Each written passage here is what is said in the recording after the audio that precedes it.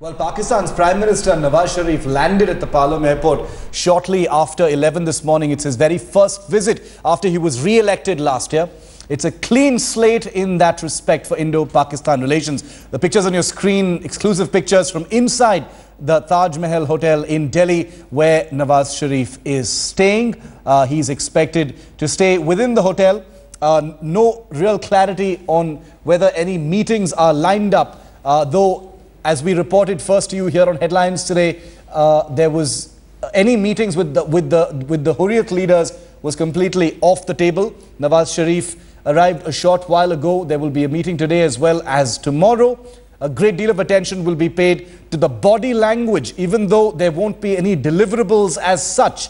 Pakistan expecting this in many ways to be more than just a photo opportunity, but will the foundation be set for the relationship between both countries based upon the rapport established over the next 24 hours between Narendra Modi and Nawaz Sharif himself? These are pictures from inside the Taj Mahal Hotel when Nawaz Sharif arrived just a short while ago. Exclusive pictures here on Headlines today. I want to bring in Editor Strategic Affairs Gaurav Sawant once again for more on this. Gaurav, take our viewers through the schedule as far as Nawaz Sharif is concerned. What's on the table? What can we expect to see?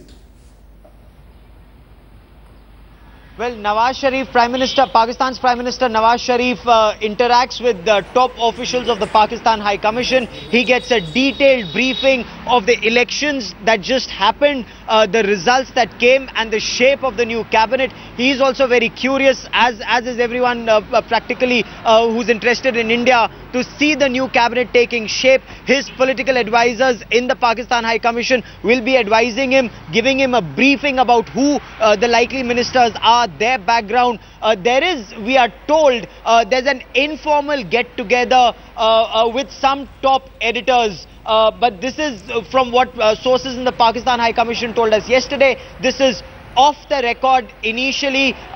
This is just for them to understand what Nawaz Sharif brings to the table here. Very important, yeah. There is no dehati aurat kind of conversation that is expected. This is something that was expressly specified by a source in the Pakistan High Commission. Pakistan's Prime Minister Nawaz Sharif wants to begin on a clean slate. It was a statesman-like invitation that went out from Prime Minister-designate Narendra Modi. It's a statesman-like approach, as Rizal and Javed were pointing out. Tremendous criticism, tremendous opposition even in Pakistan, and yet Nawaz Sharif came. There's a signal he's sending to people in Pakistan, there's a signal he's sending to the world, and there's a signal that he's sending to India. He has an intent to take this relationship forward.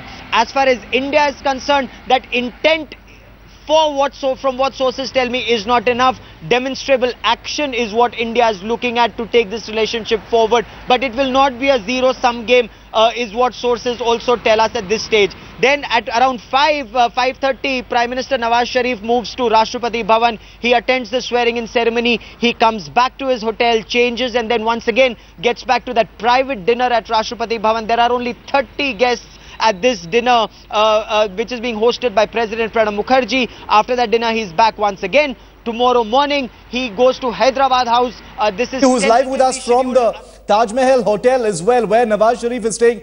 Maha, could you update us on what Nawaz Sharif's plan is for the day today? He's inside the hotel. He's likely to stay there until he leaves for the Rashtrapati Bhavan.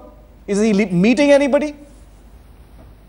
Today is the day when he'll not be meeting too many people. There's an informal interaction with some senior journalists that he's having, for which I suppose he has taken out time for about an hour or so.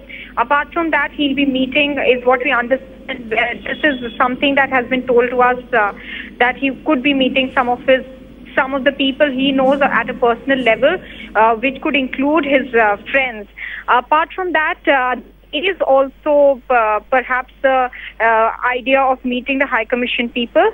And as far as going to the High Commission is concerned, there is no confirmation whether he would be going to the High Commission to meet the staff over there. But we understand that he will be meeting the High Commission people, at least in the hotel where he's staying, which is Taj Mahal.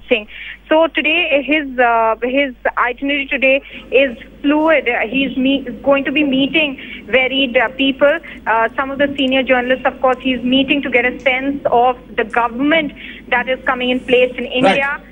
And at 5 o'clock, he will be leaving Taj Mahal for Rashtrapati Bhavan. He'll be the third or the fourth foreign dignitary to be entering. Remember, it's protocol hierarchy will be put in place for that. All right. Thanks, Maha, for getting us that update. I'm going to take you straight across now to Headlines Today's editor-at-large, Rahul Kanwal, who's joined now by Dr. Mirwais Umar Farooq. Rahul.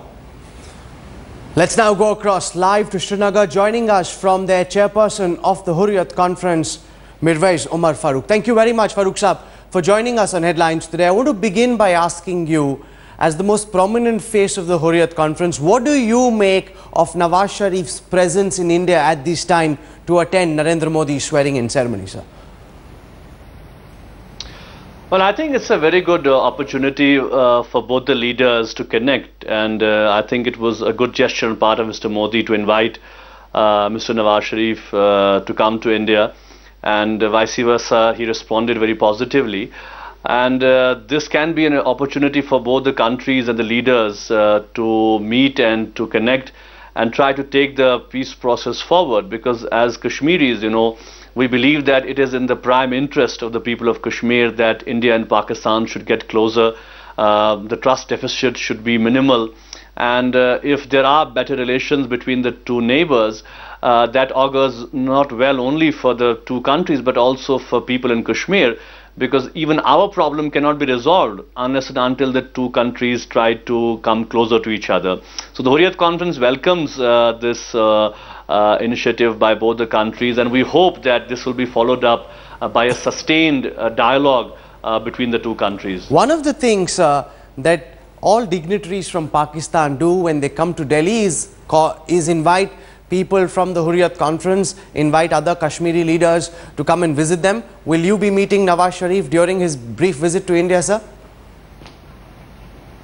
Not this time. I think let India and Pakistan initiate some sort of a process. Hurriyat wants to contribute definitely positively vis-a-vis both the countries. In fact, we have always maintained that rather being a point of discontent and disconnection between the two countries, let Kashmir be an issue of friendship between the two countries. So we believe that let India and Pakistan initiate this process, let them be talking. We will be getting opportunities in the future to meet and discuss Kashmir. And also I feel that as this is not a formal as such or a bilateral meeting between the two countries where delegations are meeting and discussing bilateral agendas which have been already disclosed. It's an introductory meeting. So Hurriyat definitely supports this meeting, and we feel that when there is a formal dialogue between the two countries, we can also contribute in the later part. So in the build-up to this election, there were several misconceptions among certain sections of Kashmir about what Narendra Modi, the Prime Minister, would mean for India, would mean for minorities, and would mean for the people of Kashmir. Given what we've seen from Narendra Modi in the build-up to his swearing-in, this unexpected invitation to SAARC leaders, Nawaz Sharif's presence on Indian soil at this time, are you now more reassured than you were earlier? Do you think Narendra Modi will take forward the work done by Atal Bihari Vajpayee, or do you still view him from the prism of him being perceived as a Hindutva leader who will take care only of majoritarian interests? Or are you feeling more included or more reassured by Modi's actions, sir? See, I think we are hoping and we are hopeful that this new dispensation in New Delhi will be much more realistic in their approach towards Kashmir. No denying the fact that, during the last 10 years of the UPA government, they had opportunities and they missed those opportunities to connect to the people of Kashmir, to reach out to the people in Kashmir. Unfortunately, we only saw a military approach being adopted vis-a-vis Kashmir by New Delhi. So there's a hope that, when the new dispensation comes in and they formulate their Kashmir policy, they will have to address it politically rather than militarily. Because we always have maintained that Kashmir is a political problem.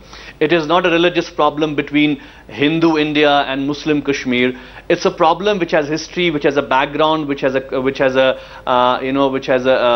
context. And we hope that they will try to address the problem with an open heart and open mind, as was the case when you rightly referred to Mr. Vajpayee. So one of the promises, he took the initiative. One of the promises made by the BJP in its manifesto is the promise of amending Article 370. Do you think that would be something which would weigh on your mind, which would be of concern to you? Because now they have the majority and the will of the people to be actually able to implement their promises of building a Ram temple, introducing a uniform civil code, amending Article 370. Does that seem to be of particular concern to the Hurriyat Conference, sir? No, it is not. As far as Article 370 is concerned, to be honest enough, there is not much left of that article. If you look right from 1947 or after 53, we can say that we have only seen dissolution of powers as far as Kashmir is concerned. But as far as the Hurriyat is concerned, we are looking at an overall a process of engagement at a bigger level. Because when we talk about Kashmir, we talk about the entire state of Jammu and Kashmir.